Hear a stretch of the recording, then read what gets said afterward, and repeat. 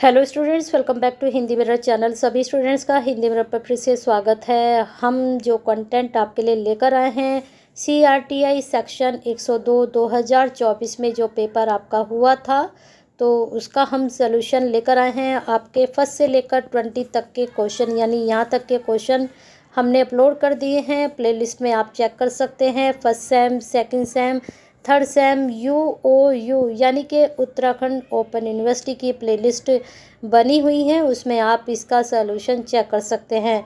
बाकी के क्वेश्चन 21 से लेकर 40 तक के हम लेकर आ चुके हैं।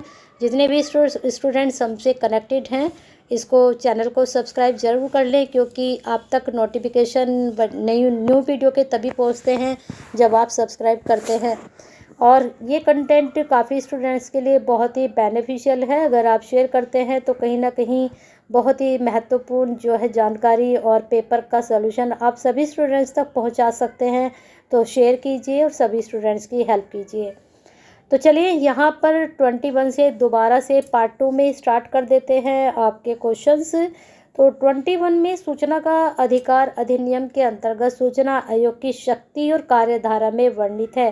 तो आपका ये क्वेश्चन पूछा गया था। तो 21 का आंसर आपका जाएगा, जो सूचना के अधिकार के अंतर्गत सूचना आयोग की शक्ति और कार्य जो हैं 18 धारा में वर्णित हैं। नेक्स्ट क्वेश्चन, इससे 18 से रिलेटेड काफ़ी क्वेश्चंस आपके पूछे गए हैं, तो इसको अच्छे से आप याद करके जाइएगा।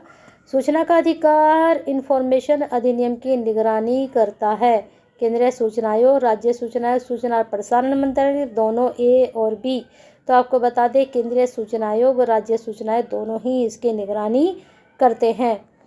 तो 22 का आपका D आंसर इसमें जाएगा। फिर आते हैं 23 की तरफ। सूचना आयोग के अंतर्गत कार्य करता है। किसके अंतर्गत कार्य करता है सूचना आयोग? तो 23 का आपका आंसर जाएगा, सूचना और प्रसारण मंत्रालय के अंतर्गत सूचना आयोग कार्य करता है।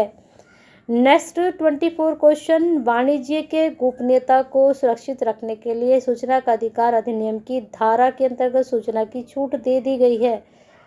तो देखिए, नहीं दी गई है और दे दी गई है, इस तरह के क्वेश्चन आपके बन रहे हैं काफ़ी। और 18 से तो काफ़ी क्वेश्चन, 8 से आपके काफ़ी क्वेश्चन, 11 से तो 8 धारा और आपकी जो जितने भी पॉइंट्स हैं उनको, 11 के जितने 1 2 3 पॉइंट है उनको अच्छे से आप पढ़कर जरूर जाइएगा। और प्रीवियस पेपर्स तो आप पर तैयारी कर ही लीजिएगा अच्छे से। 24 जो प्रीवियस पेपर में, मतलब इस वाले पेपर में जो क्वेश्चंस पूछे गए हैं उनसे संबंधित आप डीपली अपनी बुक से ज़रूर पढ़ लीजिएगा। 24 का आंसर आपका जाएगा D81G। नेक्स्ट 25, सूचना प्रदान न किए जाने की स्थिति में अधिकतम जुर्माना हो सकता है। तो अगर आप सूचना प्रदान नहीं कर रहे हैं तो मैंने ऊपर ही बताया था कि फ़ाइन लगता है। तो कितने तक का लगता है? वैसे ही इसमें 2500 रुपये तक का बता रखा है, लेकिन स्टार्टिंग होती है 250 से। ठीक है, 250 से लेकर 2500 तक का इसमें जुर्माना लग सकता है। नेक्स्ट क्वेश्चन, सूचना का अधिकार अधिनियम की धारा, कौन सी धारा के अंतर्गत आवेदनकर्ता को पहचान की गोपनीय रखा जाता है? जो आवेदन करता है उसकी पहचान को गोपनीय रखा जाता है। तो यहाँ पर 26 का आंसर आपका जाएगा A, धारा 11 के अंतर्गत। नेक्स्ट क्वेश्चन, आप यहाँ इंग्लिश वर्जन भी देख लीजिएगा ठीक से।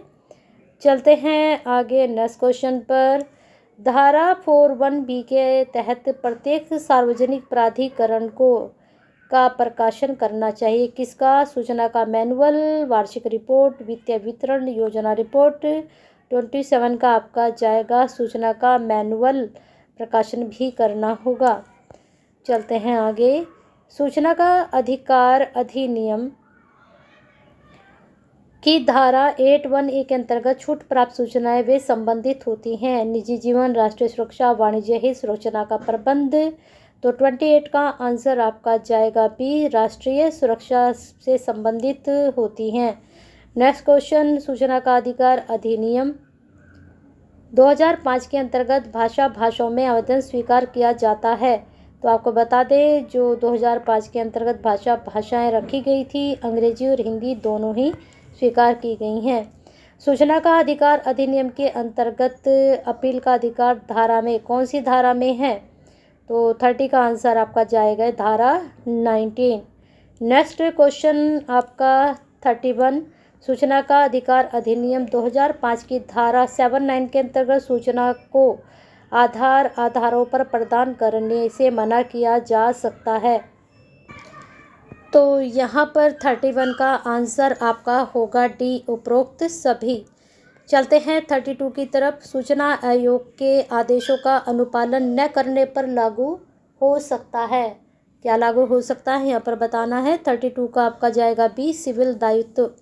नेक्स्ट क्वेश्चन 33, केंद्रीय सूचना आयोग का गठन कौन सी धारा के तहत किया गया है। 33 का आंसर जाएगा 12 धारा के अंतर्गत किया गया है। 34, सूचना का अधिकार अधिनियम की धारा 61 के अंतर्गत सूचना के लिए आवेदन द्वारा दायर किया जा सकता है।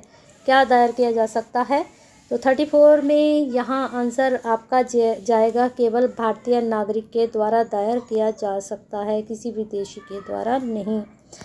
नेक्स्ट 35 क्वेश्चन आपका 35, सूचना का अधिकार अधिनियम के अंतर्गत सूचना आयोग की मदद ले सकता है पुलिस, सरकारी एजेंसी, न्यायालय, उपरोक्त सभी। तो आपको बता दें इस सूचना के अधिकार अधिनियम के अंतर्गत सूचना आयोग तीनों ही से अपनी मदद ले सकता है। 35 का आंसर आपका जाएगा डी, CRTI सेक्शन 102 शेयर कर दीजिए जिससे सभी स्टूडेंट्स तक पहुंचता रहे, और लाइक भी ज़रूर कर दीजिएगा। बहुत कम लाइक आपके आते हैं, पूरा पेपर सॉल्व करके आप तक पहुंचाते हैं, इतनी मेहनत करते हैं तो एक लाइक तो बनता है, कर दीजिए।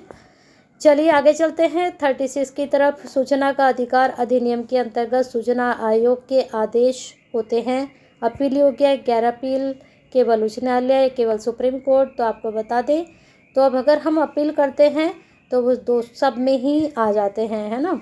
नेक्स्ट क्वेश्चन आपका 37, सूचना के अधिकार अधिनियम के अंतर्गत दूसरी अपील के पास दायर की जाती है।